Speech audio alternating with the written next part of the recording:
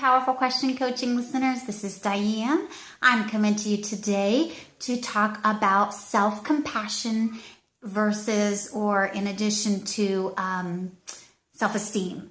So there has been a focus for years now on self-esteem, raising our children and ourselves with self-esteem. My concern, I did a lot of research with Christina Neff and her research on self-compassion. And she brings up that self-esteem is a focus on self, me. I have to be special. I have to be different to be of value. I'm not of value just simply for being a human being, but I have to be special or different. So self-esteem is a big focus on me, and my specialness or my differentness than other people. Self-compassion, that is not the case. Self-compassion is a focus on we all, as a human race, need to be kind and gentle to each other and compassionate to ourselves or to each other. The problem with self-esteem is that I'm trying to make myself better, to build myself up, and by doing that, I tend to categorize or put other people down. So if I have to be somebody, if I have to be special, then I have to be better than other people. Can we all be better than other people? Maybe in some ways, in some things, but we can't all be better at everything than other people. And so therefore, self-esteem is saying I have to build myself up. By building myself up, I put other people down. So there's a risk of becoming a little bit focused on me and categorizing other people and putting other people down to make myself feel better. So with self-compassion says kindness, caring, compassion to yourself. Talk to yourself like you would your friend. Be kind and gentle to yourself when you're having a hard day. Be non-judgmental, just kind of accepting that this is the way it is without judging it. And with self-esteem, there's a lot of focus on judgment. I'm better, and therefore if I'm better, then you must be worse. And there's a lot of judgment. With self-compassion, there's no judgment. It just is. So there's not a good and bad part to it. It's just what it is. So gentle, kind, compassionate talk to yourself, and therefore you can do gentle, kind, and compassionate talk to other people because you're no different than them. With self-compassion, according to Christina Neff, there is a focus on a human experience. We all experience grief, loss, sadness. It's a human experience that ties us and connects us together. We aren't separated by it. We are connected by it because we all have the ability to and have experienced loss and sadness. And so it's kind of looking at other people and ourselves as all connected in that we jointly all suffer and have sadness. So it's this exercise of looking at other people and going, you are just like me trying to get through the day without sadness and hurt. You are just like me trying to survive the things that come at you. And then we're no different. And we can be gentle and kind to ourselves in addition to gentle and kind to other people. So self-compassion, according to Christina Neff, is a focus on gentle and kindness to ourselves, non-judgment, and mindfulness. So let's talk about mindfulness for a moment.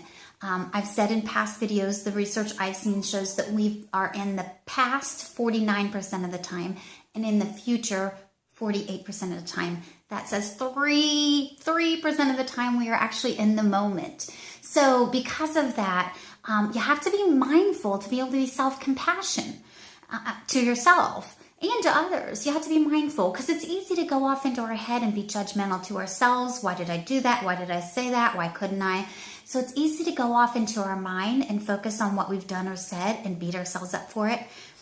But if you're in the moment and mindful, you are much less likely to be so judgmental and harsh on yourself. So self-compassion requires that you be able to bring yourself back into the moment and be mindful. And mindfulness looks like just bringing your five senses into the moment. What do I see, hear, smell, taste, feel? How do I bring myself back into the moment? Letting yourself kind of feel your body and your breath. A lot of times breathing is a very quick way. 3 short breaths in and out. And I shouldn't say short because you really want to make them long, but 3 breaths in and out can bring you into the moment very quickly. So mindfulness is a big part of being self-compassionate. Now, the part of self-compassion that I am pretty fascinated about is learning how to not go into shame. A lot of us go into shame and we don't even realize it, but we have this yucky feeling and we feel like, I was stupid for doing that. I should never have done that. And we put ourselves down. First of all, we would never do that to a really good friend. Second of all, we are often the hardest on ourselves. And so we want to start to learn to be kind and compassionate to ourselves.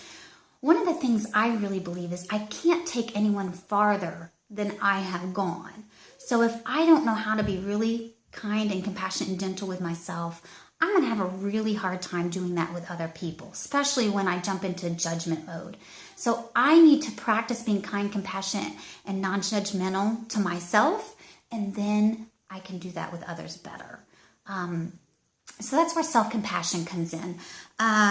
But I am really kind of focused on not allowing myself or other people to go into the place of shame and helping them stay out of that place. Because if you go into a place of shame, you're going to start judging.